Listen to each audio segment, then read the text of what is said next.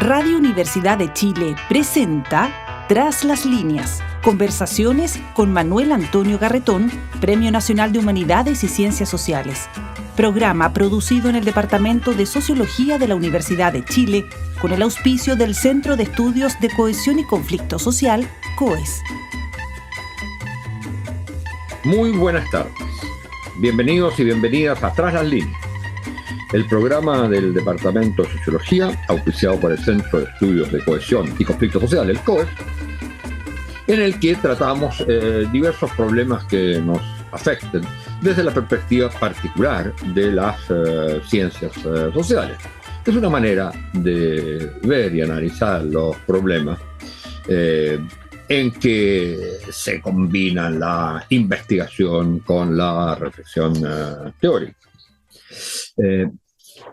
Vamos hoy día a retomar un tema que hemos tomado otras veces con un nuevo invitado, que tiene que ver con la situación de la democracia en América Latina, lo cual a su vez está relacionado, tiene que ver también con los problemas que enfrenta la democracia en otra parte del mundo, pero tienen su particularidad en América Latina.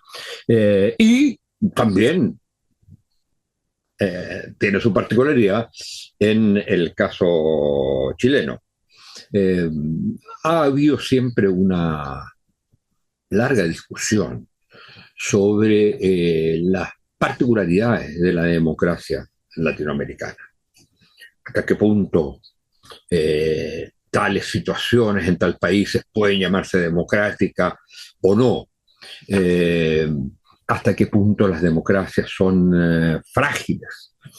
Si después de las transiciones de las dictaduras, en que se produjo por primera vez una especie de universalización de la democracia en el continente, en que prácticamente todos los países pasaron a ser democracia, si eso es frágil o se consolida.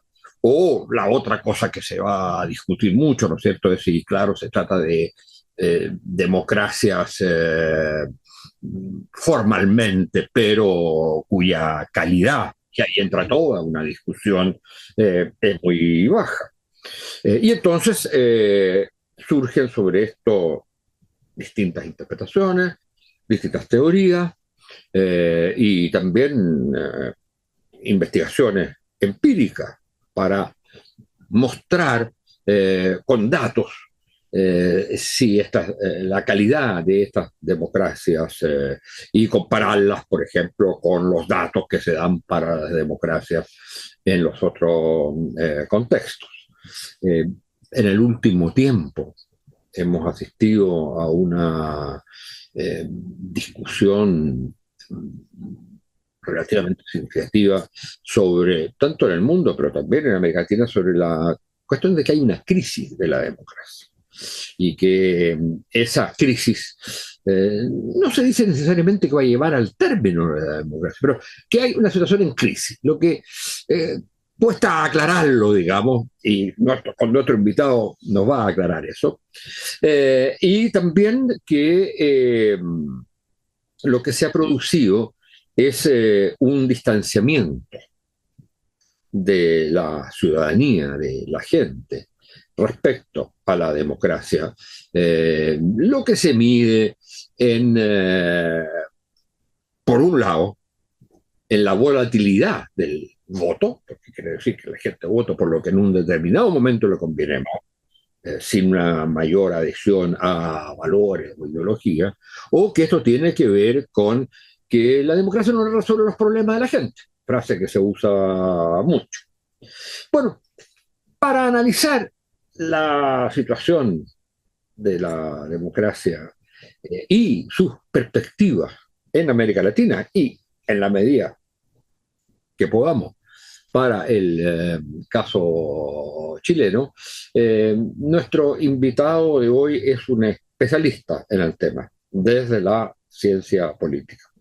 Es un politólogo argentino, pero que trabaja en Estados Unidos, en la Universidad de Southwestern, en California, doctorado en la Universidad de California, San Diego.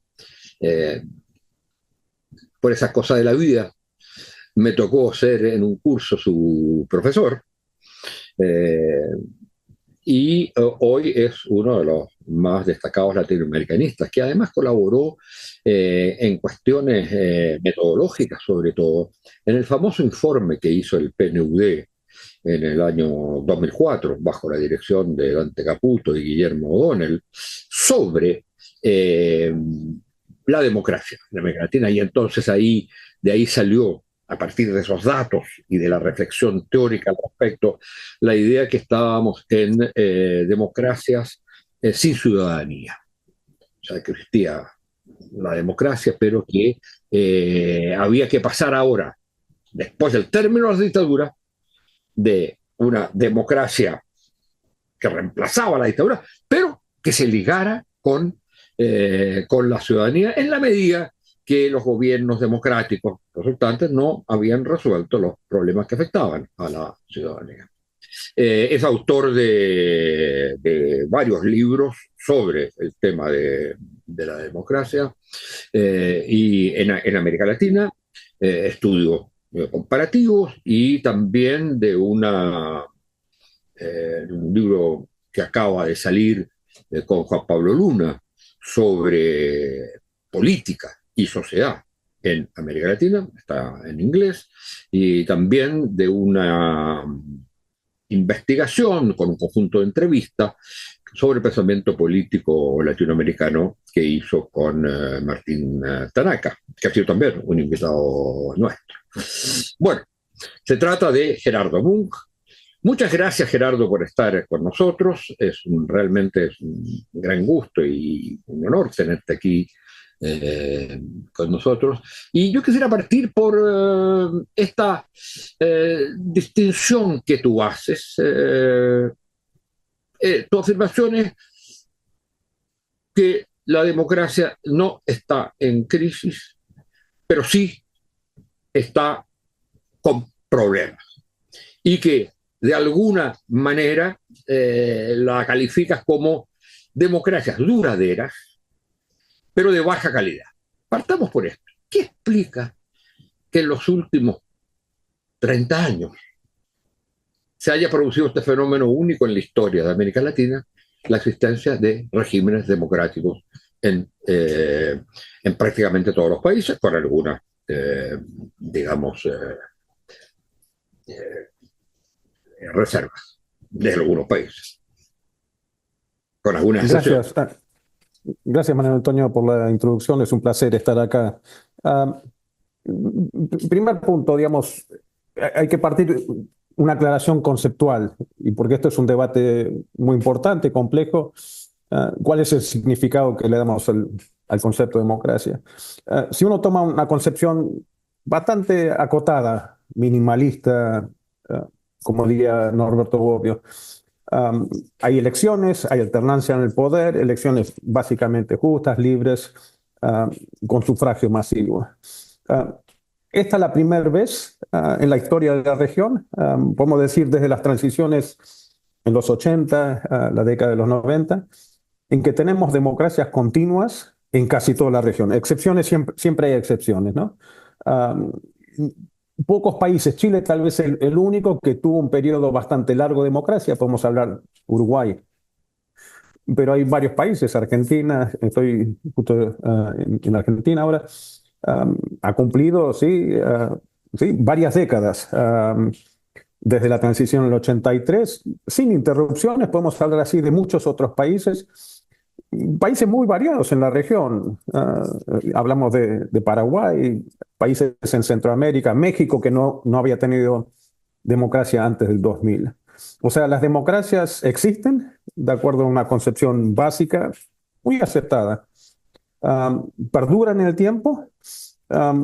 Hay quiebres a veces. Vimos en Perú en los 90, en Honduras en el 2009. Los dos quiebres que han sido más duraderos al punto de ahora son los de Venezuela y de Nicaragua. En los otros las democracias han durado.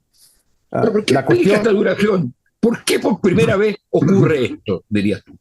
O sea, yo creo un cambio, me parece muy importante, el fin de la Guerra Fría, los conflictos que introdujo la Guerra Fría, particularmente después de la Revolución Cubana, con las guerrillas, una polarización tremenda, el uso de violencia como instrumento de política y una política muy clara de Estados Unidos, apoyamos a cualquiera, no importa si es dictador, que le haga frente a la influencia, no comunista, pero ampliamente de la izquierda, sí. Uh, y yo creo que eso tuvo un papel muy importante, sí. Era difícil tener políticas moderadas, digamos, el caso de Chile con Allende sería un caso en que se vio esa polarización, esas tensiones. O sea, yo creo que el levantamiento, el fin de la Guerra Fría, yo creo que la globalización económica tiene un papel muy importante. Tal vez está un poco ligado con lo anterior, pero con la globalización las élites económicas pudieron mover su capital, defender sus intereses, un poco escaparse al control del Estado-nación. Entonces, el costo de la democracia bajó para las élites. O sea, digamos, si eso es un grupo clave en los golpes, digamos, siempre se hablaba de alianzas civil militares, partidos, pero empresarios, sí, y los militares. Y o sea, el costo para los empresarios, para la élite capitalista, si se quiere, bajó mucho en la región como un todo. Yo Gerardo, creo ahí que, hay un digamos, punto, pero ahí hay un punto sí, muy clave y, digamos, algo que quema. Y es que, en cierto modo, el neoliberalismo habría ayudado, que es la tesis de un investigador, de un cientista político alemán, que en este momento se me fue el nombre, eh, que el neoliberalismo ayudaría no a terminar con las dictaduras, puesto que fue durante las dictaduras, en el caso chileno, que se impuso, pero posteriormente sería uno de los factores de estabilidad democrática. este es un punto, un americano, Philip Schmitter, haciendo reflexiones. Philip Schmitter, el que escribió con Guillermo Donne un texto importante contra decisiones. 20 años después, así, reflexionando, dice, con más perspectiva, parece que las transiciones a la democracia fueron más fáciles de lo que nosotros esperamos. Y tú eras parte de ese proyecto en los 80, pero el valor, lo que se consiguió, era mucho menor. O sea, no eran las democracias fuertes, con posibilidades de reformas, tal vez cambio social. O sea, eran, y esto se liga al tema que mencionaste al principio, digamos, las democracias, ¿de qué calidad, digamos?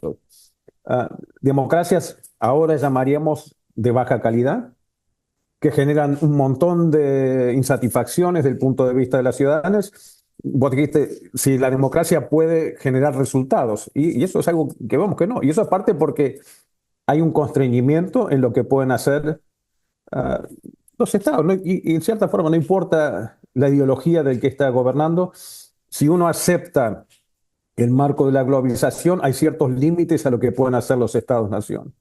Pero entonces eso baja tal vez el interés, la dinámica de la democracia. Creo que Guillermo Donne tenía esta ciudadanía de baja intensidad, ¿sí? O sea, no son democracias activas que generan, ¿sí?, posibilidades de reformas grandes, pero entonces hay menos temor. O sea, los golpes se venían porque hay sectores que pensaban que sus intereses vitales estaban siendo amenazados. O sea, se gana algo por un lado, estabilidad, pero menos democracia con contenido, digamos, o sea, posibilidad de cambio que genere entusiasmo. Y esto un poco mencionaste tú, la distancia, el distanciamiento entre los políticos, las élites políticas y los ciudadanos. Cosas que eran tal vez más asentados, y hasta uno puede decir, términos, la relación sindicatos con partidos en el siglo XX, eso se ha perdido bastante, ¿sí? Claro, pero en ese sentido, y ahí hay un problema que es, digamos, es discutible, pero ver esta dimensión que permite entender bien, que es la dimensión mínima de democracia. Es decir, básicamente división de poder y alternancia en el poder. Y participación de la ciudadanía en la definición de quienes toman esas decisiones. De acuerdo. El problema es que esa definición, y entonces en ese sentido uno puede decir, desde el punto de vista de esa definición, estrictamente, no hay tan baja calidad. El problema de la calidad de la democracia, y eso es curioso porque ahí entra una cierta como contradicción en la definición. Si una democracia no resuelve, digámoslo de una manera fácil, que es la que se usa normalmente, los problemas de la gente, y se hace irrelevante para la gente, de manera que piensa, aunque no actúe, pero piensa que sería mejor cualquier otro régimen. En términos estrictos, si yo adopto la calificación mínima de democracia para definir, no, puede estar funcionando perfectamente, o sea, es de alta calidad. Entonces la calidad se mide por otros elementos que no son de la democracia misma, sino que son, como decías tú, los resultados, y no de la democracia, los resultados de los gobiernos. Esto es un debate muy grande, el debate sobre qué queremos decir por el concepto de calidad de la democracia. Yo creo que eso es un tema muy abierto y hay muchas formas de pensarlo. Yo ahí tomo lo que dices tú, una concepción un poco más amplia que la minimalista, pero todavía mirando los procesos con respecto a las elecciones, trayendo otros criterios, un poco subiendo la estándar y también cuestiones que tienen que ver con procesos en la toma de decisión, separando los resultados, separando algo que otros no hacen, cuestiones del Estado, cierto tipo de Estado, cierto tipo de sociedad, el contenido de políticas públicas, pero podemos hablar cosas básicas. Okay. En la definición mínima, México es una democracia. Pero decimos, bueno, la última elección hubo más de 30 candidatos, ¿sí?, que fueron asesinados, estrictamente ligado a la cuestión de campaña. Podemos ampliar el rol del dinero. El dinero legal, a veces viniendo del Estado, a veces viniendo de compañías privadas, a veces viniendo del crimen organizado. O sea, y eso afecta la elección propia, digamos. Los resultados electorales. Por lo tanto, bueno, afecta el proceso, afecta, digamos, quiénes son los que tienen más posibilidad de ganar una elección, porque tal vez tengan una ventaja. O sea, esto es todavía una cosa procedimental, ¿sí? En términos de toma de decisión, hay mucha discusión. Y esto, digamos, las discusiones sobre la reacción de la democracia, democratic backsliding en inglés, tiene que ver con la concentración del poder. Si la toma de decisiones se ajusta a algún equilibrio de poder o, digamos, por lo menos dentro de algún marco constitucional. O sea, eso todavía procedimientos, no es el contenido de las decisiones. Y yo creo que hay muchas cuestiones que se puede decir en América Latina, a pesar de que los países, con 3 excepciones, de Cuba, Venezuela y Nicaragua, podrían ser llamadas democracias. Hay una discusión estos días sobre El Salvador. En términos de otros criterios, se quedan cortos, bastante cortos, ¿sí? Pero eso es una definición todavía procedimental, pero más expandida sin incluir los resultados. Pero la cosa es, si esas democracias no generan resultados, hay desconfianza en los políticos, en la política de parte de la ciudadanía. Entra, digamos, esta discusión sobre una crisis de la democracia. Ahora es interesante. Yo creo que queda... Sí, porque eso significa que estamos hablando, y con los criterios que tú incorporas y que dabas los ejemplos ahora, estamos hablando estrictamente de la calidad de la democracia, es decir, del régimen político que se define de esta manera, bien operacional, pero para tener calidad requiere una serie de atributos. Esto todavía sin meternos en los resultados. De modo que cuando uno habla de calidad de la democracia en términos de resultados, habla más bien de calidad de la sociedad. Y del Estado. Estamos también hablando bastante sobre el Estado. Cuando digo la sociedad, por supuesto, el Estado es parte constitutiva del Estado. No soy de los que creen que el Estado es metasocial. El Estado es... Sí. Entonces, habla de la calidad de la polis, o de la sociedad, Sí. no solo en cuanto polis, sino también en cuanto conjunto de seres humanos que viven juntos y que tienen que resolver sus problemas y que aspiran de alguna manera a tener una sociedad en que todos resuelvan sus necesidades básicas y pueden realizar en libertad sus propios destinos. Tomo eso, digamos, un poco siguiendo el pensamiento, digamos. Si uno piensa en la democracia de esta forma, y obviamente los ciudadanos no están satisfechos, um, hace falta tener una discusión. ¿Cuáles son los problemas? ¿Qué se puede hacer? Una discusión sobre la reforma de la democracia. Y yo creo que eso es algo... Hay críticas sobre la democracia, que problemas, sí, menos una discusión constructiva y, digamos, informada sobre qué reformas son posibles para que las democracias generen mejores resultados. Ahora, ¿y cuál sería tu visión al respecto? Porque yo creo que ese es un punto clave.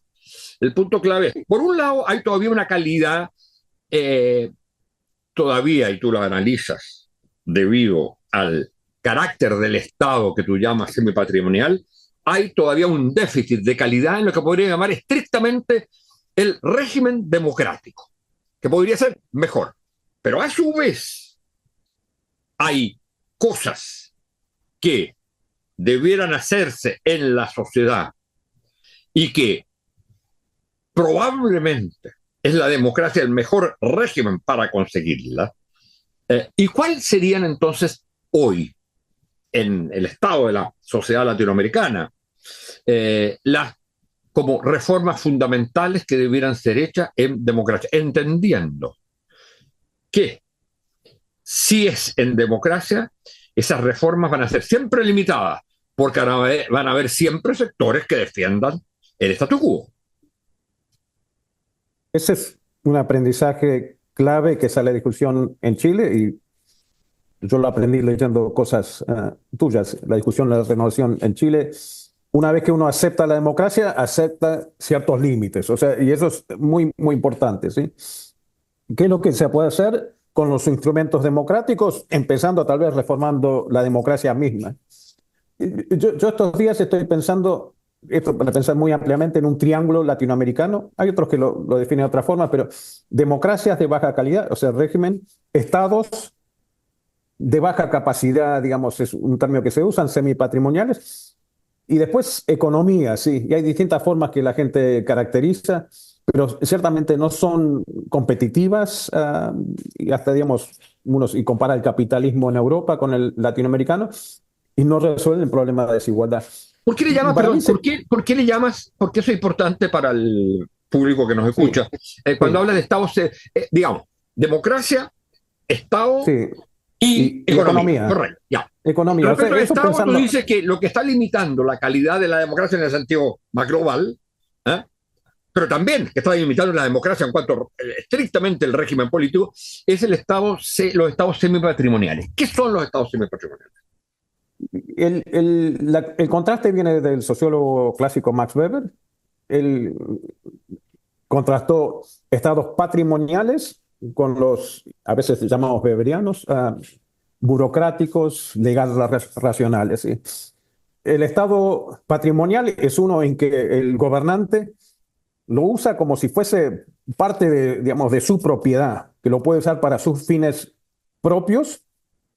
El otro polo, el ideal weberiano, es que el gobernante le puede dar órdenes a la administración, a los militares, lo que fuese, la fuerza de seguridad, siempre como órdenes legales. O sea, no puede ser hecho como favores pidiendo a alguien en la administración que viole la ley, que haga algo por un favor o por dinero, cuestiones por el estilo. En América Latina se heredaron del siglo XIX estados bastante patrimoniales. Han habido muchas reformas durante el siglo XX, en este siglo, algunos bajo regímenes militares, autoritarios, otros bajo democracia, pero siempre mantienen un aspecto patrimonial. Hay algunos que tienen, se llama islas de excelencia, burocrática Brasil, otros países, Chile a veces se lo pone como modelo, pero básicamente los estados permiten a los políticos escaparse de cierta normativa constitucional, legalidad, y hasta si lo hacen pueden después influenciar, sí, el poder judicial para conseguir impunidad. En lo electoral esto es muy importante, lo que estamos todos siguiendo la situación en Venezuela. Generalmente hay órganos especializados electorales, el Consejo Nacional de Elecciones, que es como el árbitro en un partido de fútbol con respecto a las elecciones. Claro, En la el caso diferencia de con el Estado Venezuela, patrimonial, perdón, la diferencia con el Estado patrimonial, para entender bien, es que en el Estado patrimonial una clase o un grupo, llámese oligarquía o como se le quiera llamar, militares podría ser perfectamente, ¿no es cierto?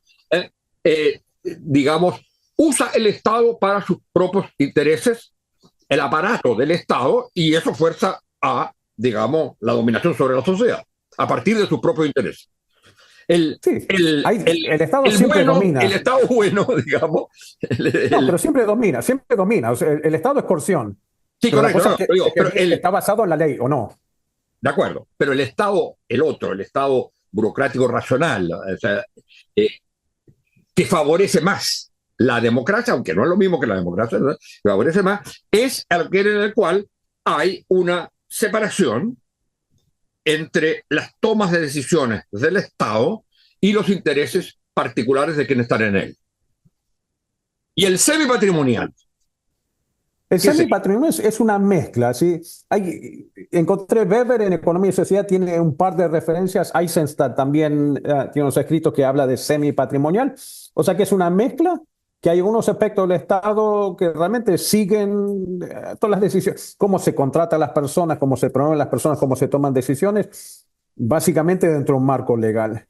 Uh, pero no enteramente. Y uno entonces ve que es como un Estado selectivo en ciertas áreas con respecto a ciertos grupos sociales, con respecto a ciertas órdenes que vengan de la política, actúa de una forma a la otra. O sea, ningún Estado es totalmente corrupto, ¿sí? Por tomar, digamos, una forma de hablar. No es totalmente corrupto, digamos, pero es para los amigos, pero tal vez para otros no. O sea, es una mezcla, no es todo bien el sentido weberiano, ni todo. En el caso extremo, hablemos de Nicaragua, ese es un Estado patrimonial, o sea, ya no está separado de Daniel Ortega. Lo fue siempre, salvo unos años. Sí, y en el caso de Venezuela, vemos las consecuencias de un Estado que es copado, los militares. El Tribunal Supremo Electoral, el Consejo Nacional Electoral, que hace lo que el gobierno quiere. Y entonces eso afecta la sociedad, violación de derechos humanos, afecta al proceso electoral, ¿sí? Hay muy pocos países, y sí, siempre se habla de Chile, de Uruguay, en que realmente existe una racionalidad legal en el Estado, una clara separación entre la política y el Estado. En los otros es una mezcla. Un signo de esto son los escándalos de corrupción, que muestran que hay un problema, pero también una respuesta, porque no hay impunidad. Muchos presidentes que han sido enjuiciados y mandarlo a la cárcel. O sea, tenemos esta mezcla que los políticos piensan, hay ciertas cosas que podemos hacer, que nos podemos escapar con ciertas cosas, pero hay ciertos límites. Generalmente hay un límite muy claro en términos de violar el principio de elecciones democráticas. Y eso es algo, creo, muy, muy positivo. Si hablamos de casos de corrupción en que involucran el crimen organizado, yo creo que hay una línea roja ahí, digamos que los políticos saben, en esto hay consecuencias, alguien dentro del Estado va a tomar acción, o sea que hay ciertos límites, pero también flexibilidad que tal vez en otros países no existen. Si puedo volver, o sea, con la cuestión de reforma, porque eso yo creo que es clave. Yo creo que se puede empezar en cualquier lado, cualquiera de las grandes dimensiones, de las grandes estructuras. Y en cada país puede ser diferente. Tal vez se puede reformar el régimen, cómo se financia la política. Tal vez se puede hacer una reforma del Estado, empezando sí, con algunas reformas pequeñas. Yo creo que, y esto es algo que yo creo que la ciencia política ha fallado, no hablar sobre la economía. En la economía tenemos concentración de poder económico. Sabemos siempre que hay concentración de poder económico, se convierte en poder político. Si hablamos de la ciudadanía como un principio de igualdad, esto realmente es poco probable que ese principio se respete cuando hay concentración de poder. O sea, esos son políticas así muy importantes, y por donde se pueda empezar, eso puede empezar a cambiar la dinámica, cómo funciona la interacción entre régimen, Estado y economía. Esa sería la agenda amplia de discusión. Ahora, el punto es sobre calidad de la democracia en cuanto régimen. eh, ¿Cuáles son, a tu juicio, si mira el conjunto de América Latina o por último de algunos países, de los que conozca más, cuáles son las reformas, llamémosle así, que se llaman reformas políticas? Es decir, la reforma fundamental para mejorar la calidad de la democracia en términos estrictamente de su aspecto régimen. Y para mejorar la calidad de la democracia en cuanto provoca resultados para una mejor sociedad, ¿cuáles son hoy en América Latina las reformas centrales? Esto estoy improvisando. Pero eso se trata un poco. Sí. Por eso, eso tienes la ventaja que no estás haciendo un paper indexado para una revista, estamos conversando. En que la revisión de pares me pegan palos, ¿no? Empezando con el régimen, sí, yo creo que hay que hablar, esto es un tema central y hay algunos autores, uno de mis autores favoritos, Adam Jaworski, que insiste sobre esto. No se puede hablar de democracia sin hablar de desigualdad económica y la influencia del dinero en la política. O sea, digamos, no podemos hablar solamente de instituciones, las reglas, porque esa parte contextual afecta a todo, hasta cómo funcionan las reglas, digamos. O sea, hay que hablar sobre la concentración del poder económico y si hay alguna forma de poner barreras, de que pueden surgir distintos candidatos y hacer su oferta a los ciudadanos, pero que el dinero no tenga un rol importante en el proceso electoral y también la toma de decisiones. Sabemos, sí, esto se ha estudiado mucho en Estados Unidos, hay estudios sobre eso, se discute, pero digamos, tal vez no lo suficiente en América Latina, pero yo veo, hay cosas de ese lado. Yo creo que hay que, y esto vemos en varios casos, así realmente muy importante, que se da una pelea en el tiempo de la elección con respecto a las autoridades electorales. O sea, darle recursos y asegurar la independencia de estos actores claves. Yo creo que eso más y más está en juego y los políticos, si quieren hacer trampa, saben, estos actores, a veces también la Corte Suprema, pero las autoridades electorales, reforzar la independencia, asegurar que sea eso. En varios países está bajo ataque. Esa sería una reforma institucional, pero me parece muy importante. Yo creo, digamos, hay que pensar, estoy en Argentina, digamos, un debate muy importante sobre Milei y el uso del poder de decreto. O sea, digamos, sin ir al Congreso, si uno saca el Congreso de juego, debilita a los partidos políticos, debilita el diálogo, las negociaciones. O sea, esto viene al punto ya de la toma de decisión, de la concentración de poder en el Ejecutivo. Hay que hacer algo para que los presidentes no puedan usar el poder. Es de necesidad de urgencia y lo usan todo el tiempo y todo el tiempo no hay urgencia. O sea, un poco de limitar constitucionalmente el uso de esos poderes, que está bien en casos de emergencia, pero no como algo natural. Eso creo que le daría más rol a los partidos políticos y al Congreso, que yo creo que es el primer freno al Ejecutivo cuando se extralimita. En términos de resultados, yo creo que es clave tener una discusión sobre reforma del Estado. Hay varios institutos, grupos en América Latina que discuten estas cuestiones. Pero reformas, y hay que tal vez empezar pequeño, pero hay que pensar ambiciosamente reformas de la administración civil, porque en muchos países entran gobernantes que prometen cosas, programas muy bien pensados, uno dice atractivos, pero después es difícil implementarlos una vez que están en el gobierno, y el Estado es el primer, digamos, filtro que hace que sea difícil. O sea, si el Estado va a ser un instrumento digamos, que la voluntad política puede usar para llevar a cabo cambios, hay que pensar, digamos, en qué se puede hacer para reformar el Estado. Y yo creo que eso también, la ciencia política no se ha hecho cargo de eso. Tenemos un poco una distinción, la ciencia política tradicional y administración pública, como que es menos parte de la ciencia política, pero digamos, la gente que estudia administración política realmente entiende ese tema mejor que los politólogos más clásicos. Y yo creo que es un diálogo necesario. Y yo creo que, digamos, sociólogos como tú, Manuel Antonio, son los que todavía están pensando en la sociedad, digamos, y eso, yo creo que los politólogos están muy, digamos, ven del lado de la política. La política tiene autonomía, pero no se puede sacar de contexto. O sea, un diálogo entre personas con distintas bases disciplinarias. Yo creo que un poco se ha perdido eso. Yo estoy más en la ciencia política, como se ha aislado la ciencia política de intercambios con otras disciplinas. Eso del lado de la academia. Obviamente en la política también hace falta un poco pensar relación, régimen, Estado y economía.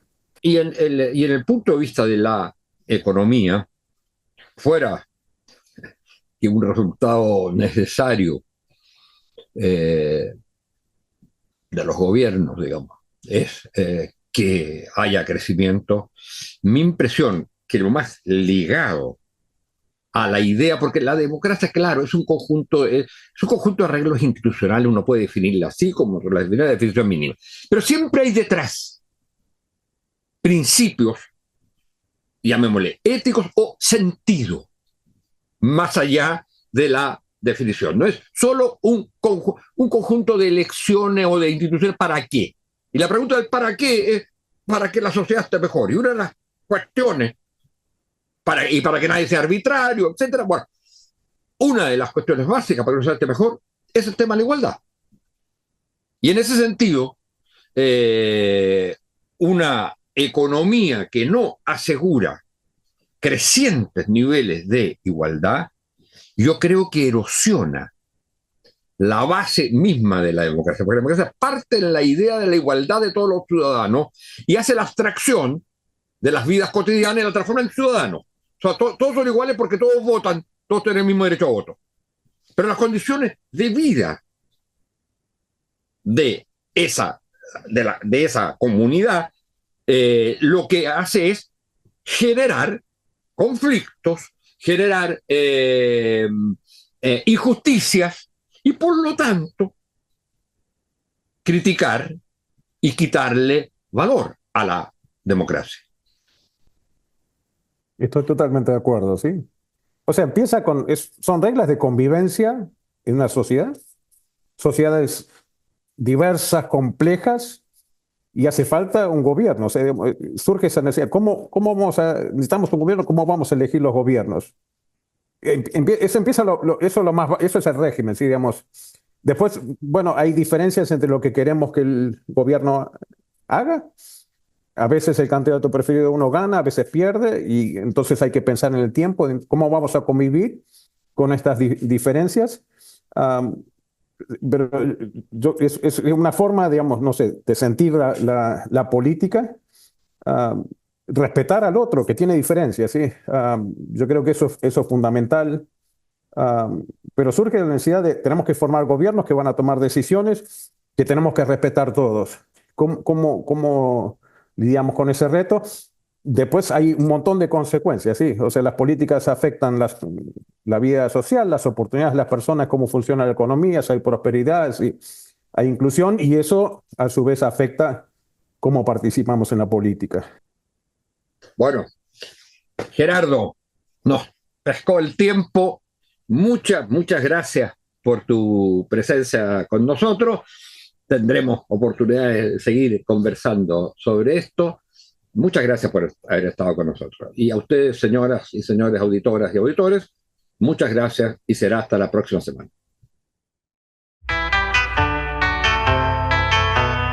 Radio Universidad de Chile presentó Tras las líneas, conversaciones con Manuel Antonio Garretón, Premio Nacional de Humanidades y Ciencias Sociales.